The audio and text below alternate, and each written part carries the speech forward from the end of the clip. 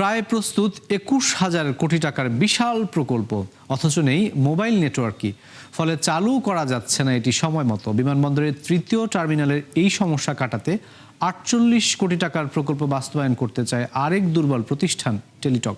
যদিও আগ্রহ দেখিয়েছিল আরও শক্ত ভিত্তির বেশ কয়েকটি প্রতিষ্ঠান। বিশ্লেষকরা বলছেন, সরকারের গড়িমসির কারণে দেরি হচ্ছে গুরুত্বপূর্ণ এই কাজে। আরও জানাচ্ছেন ইমদাদ হোসাইন।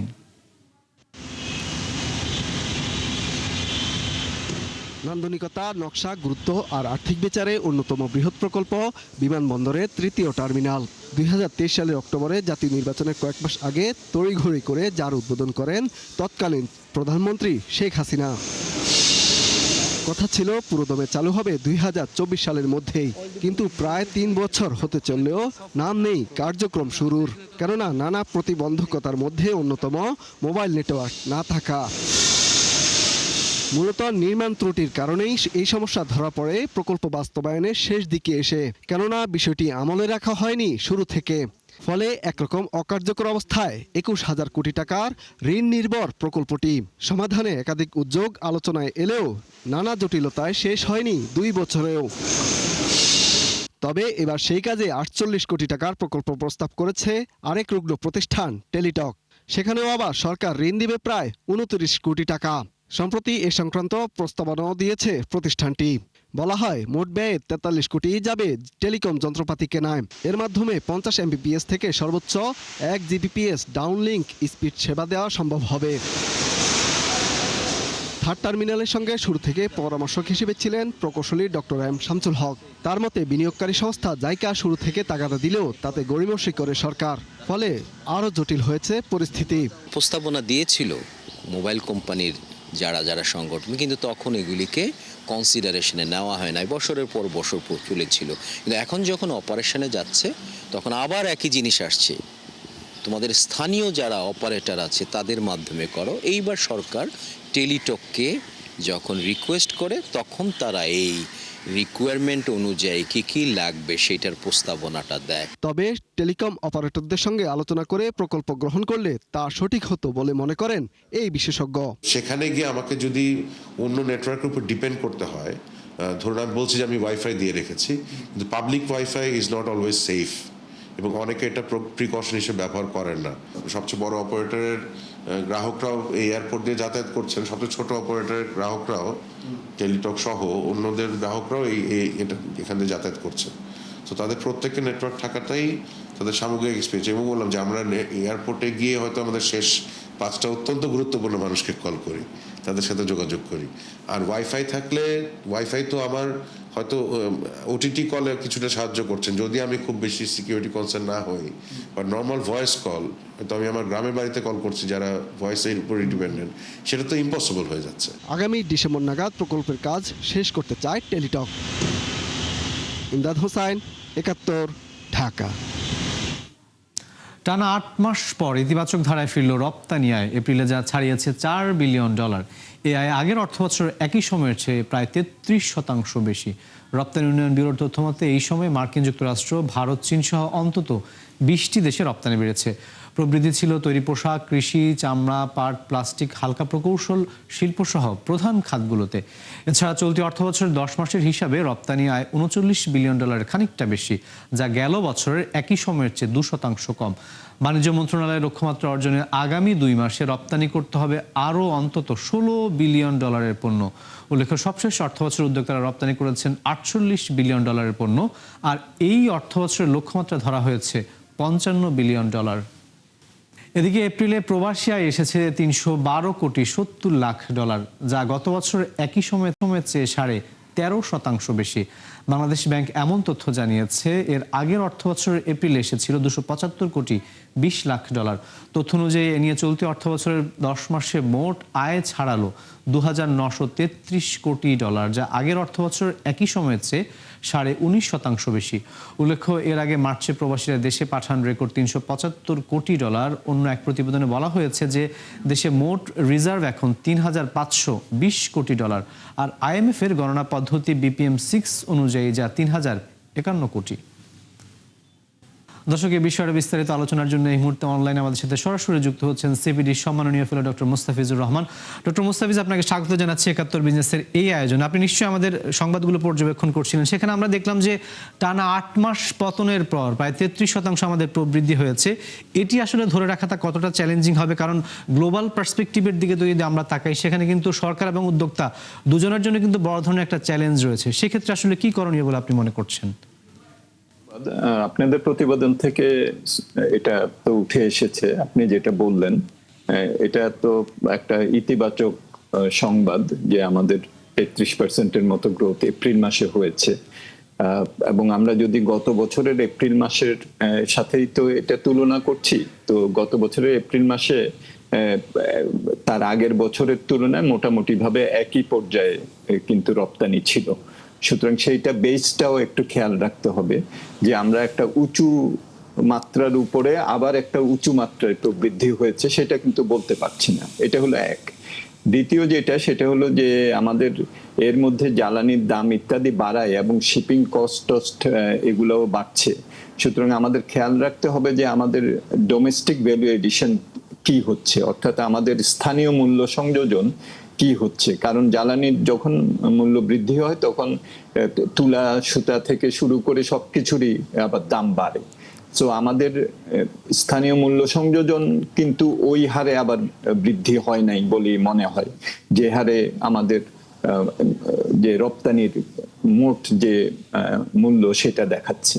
তবে এটা ইতিবাচক অবশ্যই। আমাদের তো জুলাই মাসে একবার 25%-এর মতো গ্রোথ হয়েছিল, তারপরে তো ধারাবাহিকভাবে 8 মাস আমাদের নেতিবাচক প্রবৃদ্ধি হয়েছে। তো সেই তুলনায় এটা ভালো। ধরে রাখতে গেলে আমাদেরকে তো অবশ্যই আমাদের যেসব জায়গাগুলোতে প্রতিযোগিতা সক্ষমতার প্রশ্ন, যেমন আমাদের যে মেজর যে মার্কেটগুলি আছে তার মধ্যে তো মার্কিন যুক্তরাষ্ট্র এবং ইউরোপিয়ান ইউনিয়ন, তো এই বাজার এবং নতুন যেগুলো অন্য জায়গায় আমাদের যায়, ভারত থেকে শুরু করে অন্যান্য কানাডা, জাপান, এইসব বাজারগুলোতে আমাদের যে রপ্তানি সেগুলো আমাদের বৃদ্ধি করতে হবে। এবং কেবলমাত্র যে তৈরি পোশাক তা না, এখন প্রবৃদ্ধি আমাদের লেদারেরও ভালো হয়েছে। লেদারের প্রবৃদ্ধি কিন্তু ওভারঅল আমাদের যে নেগেটিভ 10 মাসের প্রবৃদ্ধি, সেখানে কিন্তু লেদারের প্রবৃদ্ধিটা কিন্তু ইতিবাচক, এবং তার উপরে তাদের আবার একটা ভালো প্রবৃদ্ধি এপ্রিল মাসে হয়েছে। সুতরাং রেডিমেড গার্মেন্টস এর বাইরে যেখানে নাকি আমাদের প্রতিযোগিতা সক্ষমতার শক্ত স্থান আছে, সেটার দিকেও আমাদের নজর দিতে হবে আগামী 2 মাসে।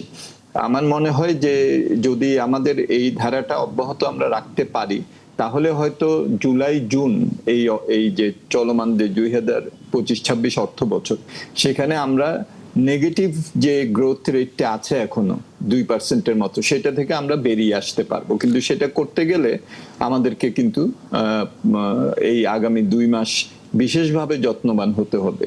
এবং বিশেষ করে যখন নাকি এই শিপিং কস্ট ইত্যাদি বাড়ার ফলে আবার মার্কিন যুক্তরাষ্ট্রে বাজার যে ট্যারিফ, সেটা নিয়ে অনিশ্চয়তা কিছুটা ছিল, সেটা এখন কেটেছে। ইউরোপিয়ান বাজার আমাদের সবচেয়ে বড় ওইভাবে ধরলে। সো এই বিষয়ে এই বাজারের যে প্রবেশ সক্ষমতা, প্রতিযোগিতার সক্ষমতা, সেটার দিকে আমাদের নজর দিতে হবে। ডক্টর মুস্তাফিজ, আপনি বলছিলেন যে নজর দেওয়ার কথা বাজারের সক্ষমতা বৃদ্ধির দিকে। আমরা জানি যে আসলে রপ্তানি কমে যাওয়ার পেছনে বিনিয়োগ ঘাটতি বড় একটা কারণ, যেটা আসলে বাংলাদেশে দীর্ঘদিন ধরেই চলছে, নানা সংকট চলছে, সেই কারণে এমনটা হচ্ছে। তো সামনে যে আসছে বাজেটটি রয়েছে, সেখানে এই সমস্যাগুলো আসলে কিভাবে অ্যাড্রেস করা যেতে পারে বলে আপনি মনে করছেন? একটা তো হলো যে এই চলমান অর্থ বছর এখানে আমাদের যে ক্যাপাসিটি আছে, ওই ক্যাপাসিটি আমাদের সারপ্লাস কিছু ক্যাপাসিটি আছে, ওইটা দিয়েই আমরা যদি চাহিদা বাড়ে সেটা আমরা সংকুলন করতে পারবো। কিন্তু সামনের দিকে যদি এগিয়ে যেতে হয়, তাহলে তো অবশ্যই আমাদের সামষ্টিক অর্থনৈতিক স্থিতিশীলতা, যেটা এখনো বেশ নাজুক অবস্থায় আছে, ইনফ্লেশন হাই, আমাদের বিনিয়োগে স্থবিরতা দেখছি আমরা, এটা কাটাতে পারছি না। সুতরাং বাজেটে আমাদেরকে অবশ্যই চেষ্টা করতে হবে যাতে করে আমাদের মূল্যস্ফীতিটাকে আমরা হ্রাস টানতে পারি, এবং সেটার মাধ্যমে আমাদের ব্যাংকের যে ইন্টারেস্ট রেট, সেটাও আমরা লেন্ডিং রেট, সেটা আমরা কমাতে পারি, এবং ব্যক্তি খাতকে চাঙ্গা করা। এবং এইটা কেবলমাত্র যে ব্যাংকের ইন্টারেস্ট রেটের সাথে জড়িত তা না, আমরা জানি যে আমাদের কস্ট অফ ডুইং বিজনেস অনেক, আমাদের পোর্টের টার্ন অ্যারাউন্ড টাইম, আমাদের সিঙ্গেল উইন্ডো যেটা আমরা করতে চাচ্ছি, আমাদের লজিস্টিক্স পলিসির বাস্তবায়ন, এইসব দিকগুলোতে তো আমাদের অনেক দুর্বলতা রয়ে গেছে। সুতরাং বাজেটে কেবলমাত্র যে অর্থায়ন কি হচ্ছে সেইটা না, প্রতিষ্ঠানগুলোকে কিভাবে শক্তিশালী করে বিনিয়োগকারীদেরকে সহায়তা করা যায় সেই জায়গাটাতে আমাদের নজর দিতে হবে, এবং সেইখানে প্রযুক্তি একটা বড় জিনিস, কিন্তু ব্যবস্থাপনাও বড়। সো বাজেটে আমরা অর্থায়নের দিকে বেশি হয়তো নজর দেই, কিন্তু প্রতিষ্ঠানগুলির সক্ষমতা কিভাবে বৃদ্ধি করা, জবাবদিহিতা কিভাবে প্রতিষ্ঠা করা, আমার মনে হয় যে সেই ব্যবস্থাপনার দিকগুলিকেও আমাদের সমান গুরুত্ব দিতে হবে। ডক্টর মোস্তাফিজ, আপনাকে অসংখ্য ধন্যবাদ আমাদের সাথে ৭১ বিজনেসের এই আয়োজনে যুক্ত হওয়ার জন্য। দর্শক, রপ্তানি এবং রেমিটেন্স ইস্যুতে সরাসরি আলোচনার জন্য আমাদের সাথে অনলাইনে যুক্ত হয়েছিলেন সিপিডির সম্মাননীয় ফেলো ডক্টর মোস্তাফিজুর রহমান। দীর্ঘদিনের মার্কিন নিষেধাজ্ঞায় জর্জরিত ইরানের অর্থনীতি সাম্প্রতিক যুদ্ধে যা আরও বিপর্যস্ত হয়ে উঠেছে। অর্থনীতি পুনরুদ্ধারে এক অভিনব কৌশল অবলম্বন করেছে পেজিশকিয়ান সরকার। সিদ্ধান্ত নেয় যে আমদানি রপ্তানি হবে ক্রিপ্টোকারেন্সির মাধ্যমে, যাতে নিষেধাজ্ঞাকে পাশ কাটিয়ে ঘুরে দাঁড়াতে পারে দেশটির অর্থনীতি। আরও জানাচ্ছেন নুসরাত মৌমি।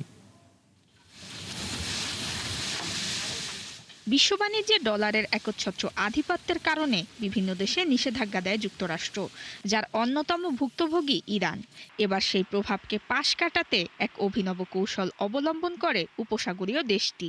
মার্কিন নিষেধাজ্ঞাকে বুড়ো আঙুল দেখিয়ে আমদানি রপ্তানির মাধ্যম হিসেবে বেছে নেয় ক্রিপ্টোকারেন্সিকে। দীর্ঘদিনের নিষেধাজ্ঞায় এমনিতেই নড়বড়ে ইরানের অর্থনীতি। সাম্প্রতিক যুদ্ধে $270 বিলিয়ন ক্ষতিতে যা আরও বিপর্যস্ত হয়ে ওঠে। মূল্যস্ফীতি পৌঁছায় রেকর্ড উচ্চতায়, ফলে ইরানি মুদ্রার মান থাকে সর্বনিম্নে। ডলার প্রতি গুনতে হয় 18 লাখ রিয়াল। ইরানের অর্থনীতি পুনরুদ্ধারে এগিয়ে আসে কেন্দ্রীয় ব্যাংক। আধা সামরিক বাহিনীকে সাথে নিয়ে ক্রিপ্টোকারেন্সির মাধ্যমে গড়ে তোলে 3 স্তরের কৌশল। 2019 সালে ক্রিপ্টো মাইনিংকে বৈধ করে ইরান। পাশাপাশি লাইসেন্সপ্রাপ্ত মাইনারদের উৎপাদিত ক্রিপ্টোকারেন্সি ব্যাংকের কাছে বিক্রি করতে বাধ্য করে। এছাড়া গেল বছর $50 কোটি টেদার নামের ক্রিপ্টোকারেন্সি সংগ্রহ করে কেন্দ্রীয় ব্যাংক, যার মূল্যমান ডলারের কাছাকাছি। তথ্য বলছে 2025 সালে ইরানের ক্রিপ্টো অর্থনীতির আকার পৌঁছায় প্রায় $8 বিলিয়ন। বর্তমানে ইরানের তেল বিক্রি, অস্ত্র কেনা ও আন্তর্জাতিক নিষেধাজ্ঞা এড়াতে ক্রিপ্টোকে বড় হাতিয়ার হিসেবে ব্যবহার করছে দেশটির বিপ্লবী গার্ড বাহিনী। এছাড়া হরমুজে জাহাজ চলাচলে ক্রিপ্টোতে টোল আদায়ের ঘোষণা দেয় তারা। তথ্য বলছে গেল বছরের শেষ প্রান্তিকে দেশটিতে ক্রিপ্টো লেনদেনের 50%ই নিয়ন্ত্রণ করে আইআরজিসি। ইরানের প্রায় 70% ক্রিপ্টো লেনদেন হয় স্থানীয় প্ল্যাটফর্ম নোবিটেক্সের মাধ্যমে, যেখানে ব্যবহারকারী রয়েছে 1 কোটি 10 লাখেরও বেশি, যা এখনো মার্কিন নিষেধাজ্ঞার আওতায় পড়েনি। ফলে ব্যবহারকারীরা এখানে রিয়াল ও ক্রিপ্টো বিনিময় করতে পারেন। অর্থাৎ নিষেধাজ্ঞাকে পুরোপুরি পাশ কাটাতে না পারলেও ক্রিপ্টোকে ব্যবহার করে একটি সমান্তরাল অর্থনীতি তৈরি করেছে ইরান। নুসরাত মৌমি, ৭১। এদিকে ইরান যুদ্ধের কারণে সৃষ্ট জ্বালানি সংকটে এশিয়ার বিভিন্ন দেশে বাড়ছে মূল্যস্ফীতি, যেখানে ভারত পাকিস্তানের পাশাপাশি মূল্যস্ফীতি জাতা ফিলিপাইন ও ভিয়েতনামের মতো দেশগুলো। বিশেষজ্ঞদের মতে এ ধারা অব্যাহত থাকলে থমকে যেতে পারে এশিয়ার অর্থনৈতিক প্রবৃদ্ধি। নাদিয়া ইসলাম তুলের রিপোর্টে বিস্তারিত। মধ্যপ্রাচ্য সংঘাত আর হরমুজ অবরোধে বিশ্বজুড়ে দেখা দিয়েছে জ্বালানি সংকট। এতে হুহু করে বাড়ছে দাম, ফলে চাপ বাড়ছে এশিয়ার অর্থনীতিতে। তৈরি হচ্ছে মূল্যস্ফীতির উচ্চ ঝুঁকি।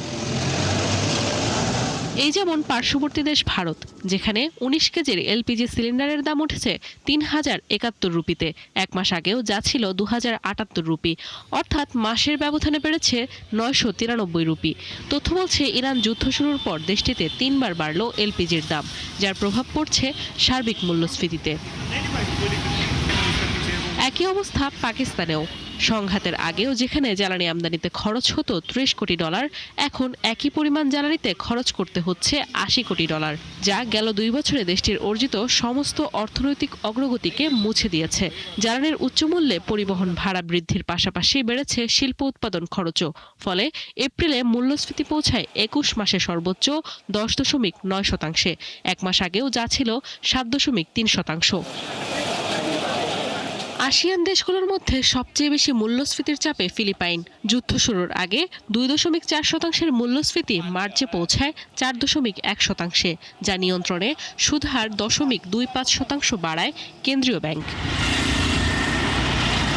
মূল্যস্ফীতির জাতাকলে আরেক দেশ ভিয়েতনাম। আশঙ্কা করা হচ্ছে প্রায় 10 বছর ধরে 4% নিচে থাকা মূল্যস্ফীতি চলতি বছরই 5.5% ছাড়াতে পারে। এরই মাঝে যা উঠেছে 5.46%, অর্থাৎ প্রত্যাশার চেয়ে দ্রুত গতিতে বাড়ছে এই হার। বিশ্লেষকদের মতে হরমুজ প্রণালীর অচলাবস্থা দীর্ঘস্থায়ী হলে এশিয়ার অর্থনৈতিক প্রবৃদ্ধি মন্থর করে দেবে। নাদিয়া ইসলাম তুলি, ৭১। দর্শক, ৭১ বিজেসি ছিল এখনকার মতো। সরাসরি সংবাদ অনুষ্ঠান দেখতে চোখ রাখুন ৭১-এর ফেসবুক পেজ এবং সাবস্ক্রাইব করুন ৭১ ইউটিউব চ্যানেল। থাকুন ৭১-এর সাথেই।